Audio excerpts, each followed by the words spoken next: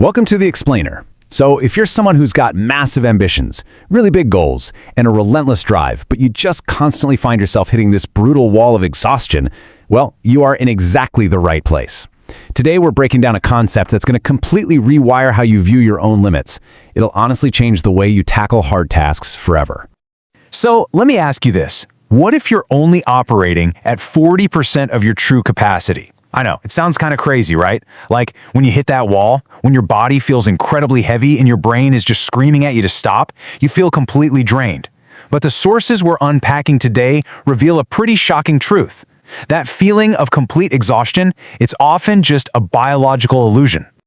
Here's the wild core premise. When your mind begs you to quit, when you feel like you've given absolutely everything you have, you've actually only tapped into about 40% of your true capability. Seriously, just 40.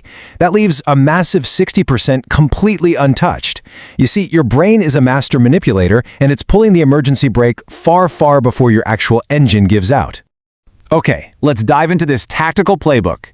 To unlock that hidden 60%, here's our strategy. Step 1, identify the mental governor. Step 2, the cookie jar. Step 3, callus your mind. Step 4, the law of opposite command. Step 5, the power of micro goals. And finally, Step 6, shift your identity.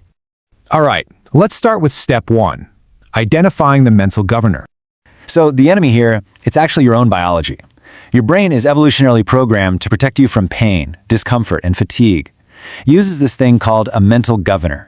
Think of it as a survival mechanism that sends early stop signals, things like sudden exhaustion or crippling self-doubt, long before your actual physical or cognitive limit is ever reached. It's exactly like the governor on a golf cart that stops it from going over a certain speed. This feeling isn't your true ceiling, it's literally just a mental stop sign. Look at this massive gap between the mental stop at 40% and your true limit at a full 100%. Acknowledging that this gap even exists is your very first weapon. Just consciously knowing that the 40% wall is a lie totally strips away its power. It allows you to push past that illusion of exhaustion and actually step into the unknown. Which brings us to Step 2, using the cookie jar technique. When you hit that wall and you feel like quitting, you've got to mentally reach into this jar. It's basically a collection of your past personal victories and your greatest memories of overcoming difficulty. Think back to surviving past pain, hardships, and challenges that felt seemingly impossible at the time. When you're suffering, your mind naturally defaults to self-doubt. But by pulling these specific memories from your mental cookie jar, you're providing the undeniable proof your brain needs to instantly shift from self-doubt to self-belief. It's the exact emotional fuel you need to access that remaining 60%. Moving right along to step 3, callus your mind. You have to callus your mind and train yourself to love the pain. Every hard moment makes you stronger. Think about the hands of a manual laborer, right? They get these thick calluses from constant friction and hard work, which naturally protects them against future pain. Well, you have to do the exact same thing to your brain. You've got to build a mental muscle through intentional friction, intentionally increasing your baseline tolerance for discomfort day after day. So what does that actually look like in real life? Take cold showers, wake up at a fixed early hour completely regardless of how you feel. Eat healthy foods that you don't actually enjoy. Basically, just do something that sucks every single day. Doing these small, uncomfortable things daily aggressively prepares your mind. That way, when major life challenges hit, your mind is already heavily calloused and ready for war. Now for step 4, apply the law of opposite command. Listen, your brain is incredibly smart, and your internal devil is going to use really sneaky, false logic to try and negotiate a break using perfectly reasonable-sounding excuses. To beat this, you must completely remove the option of negotiation. The whole 40% rule falls apart if you leave the door open for debate. If you give yourself a choice to quit, your weak side, the side that craves comfort, is almost always going to win because it's hardwired for survival. So when that lazy voice of comfort whispers, "Hey, just sleep 10 more minutes," or "Let's check your phone really quick," or "We can just do it tomorrow," you have to aggressively deploy the opposite command. Wake up now! Put the phone away! Do it right now! By immediately executing the exact opposite of what the voice of comfort suggests, you brilliantly short-circuit your brain's attempt to keep you safe and stagnant. Okay, let's transition to step 5, the power of micro goals. Knowing you have 60% of your potential left is awesome, but trying to conquer all of that at once is a guaranteed recipe for massive overwhelm. Instead, you need to bring strategy to your raw effort. Like, if you're running a long distance and feel completely finished, don't focus on the remaining miles. Tell yourself to just make it to the next mile marker.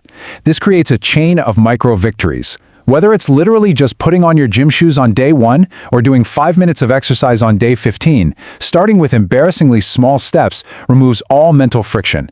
It lets you build unstoppable, compounding momentum without ever triggering that mental governor.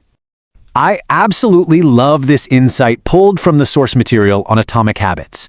All big things come from small beginnings. The seed of every habit is a single, tiny decision. These micro-victories are exactly what keep your mind disciplined and moving forward. They allow you to cross that 40% threshold quietly, completely sneaking past the mental governor without triggering its alarm bells.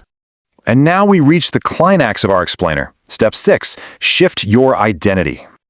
To truly unlock your potential permanently, we have to transition from the mechanics of doing a hard task to the psychology of being a disciplined person. We need to completely eliminate the phrase, "I am trying to be disciplined," from our vocabulary. Actually, scratch that. Banish it entirely. Saying you're trying is a reversible commitment. It leaves a back door wide open for failure, mental negotiations, and endless excuses when things get tough.